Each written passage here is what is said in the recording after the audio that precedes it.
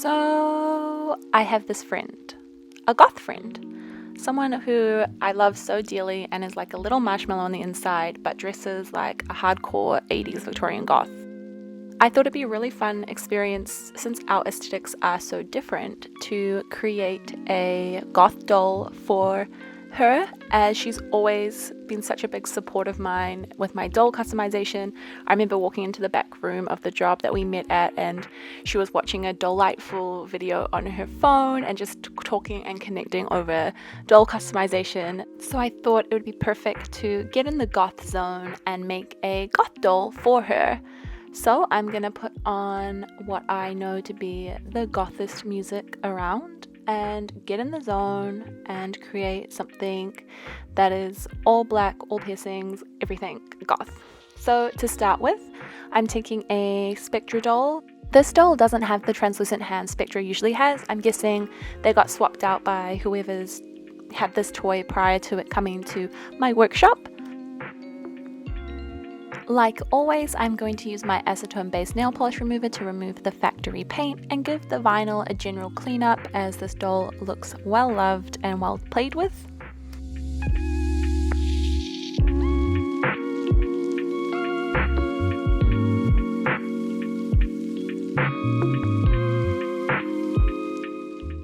And just like that, the factory paint is removed and we have a clear, clean base to begin our face up. But before that, I am just going to remove the factory hair as well by cutting it down as short as possible so that I can remove the hair plugs when I remove the doll's head using my classic hot water method.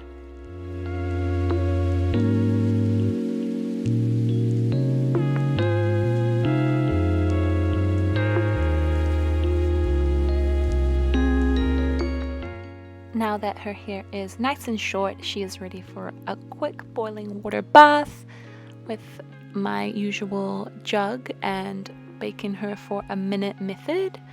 Vinyl softens up when you heat it, and I find that using the hot water submersion method easiest, and I find that I've never broken a neck peg using this method, and it softens the glue bonds inside, so the hair is really easy to rip out.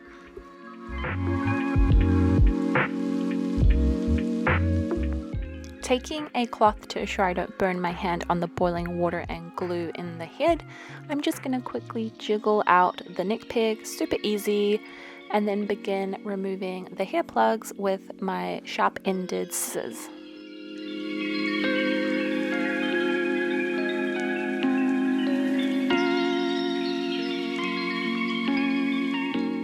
So I'm just twisting those scissors around, making sure I'm breaking up all those glue bonds and pulling through the little hair stubble that is still sticking out of the plug holes.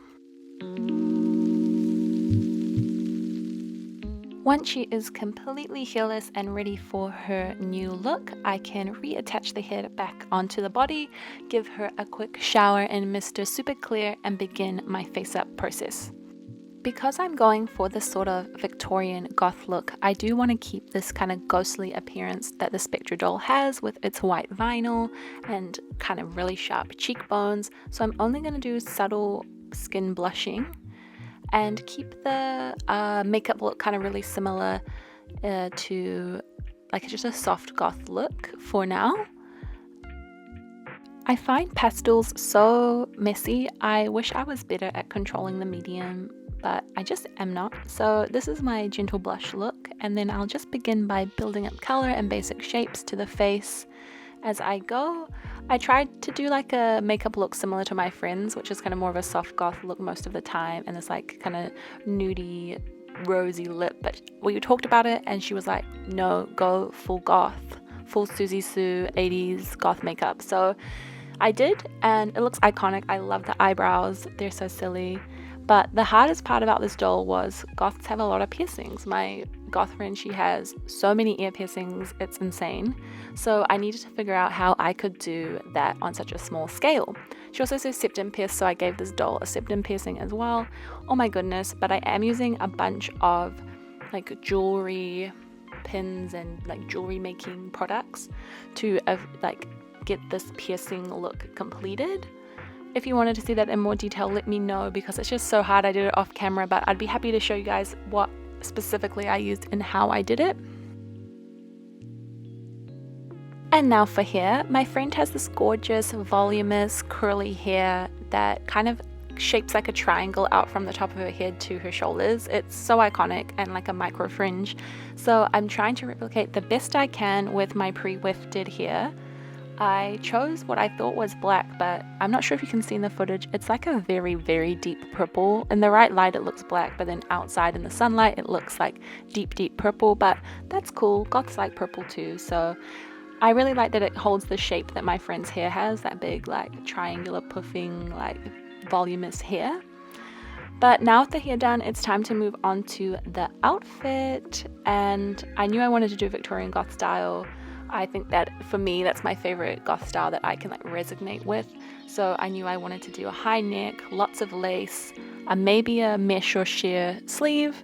And so I went back to my drawing, and then I pulled all my black fabrics out, my ribbons, and just got stuck into it.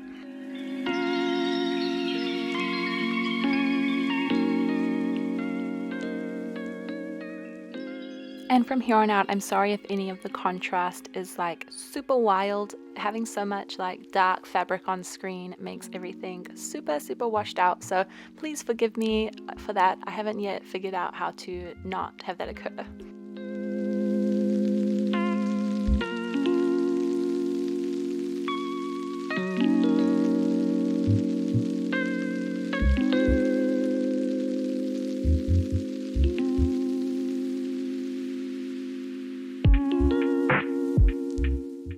Okay, let me struggle trying to show you how gorgeous this little dress turned out. I did some velvet paneling and a mesh sleeve with a lace cuff and a lace border on the skirt. She's got little buttons from the neck all the way down. So cute.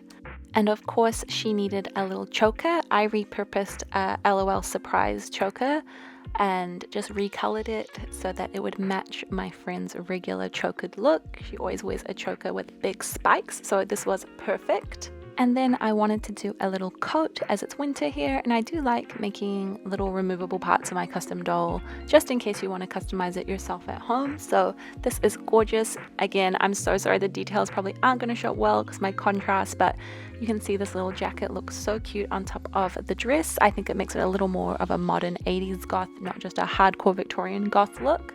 And now for boots. My friend is always wearing like platform New Rock boots or Demonias or something, so I wanted to make a little buckle boot, a classic goth buckle boot. So I took these Monster High boots and just recolored the buckles and gave them a little more detail so that they match that look.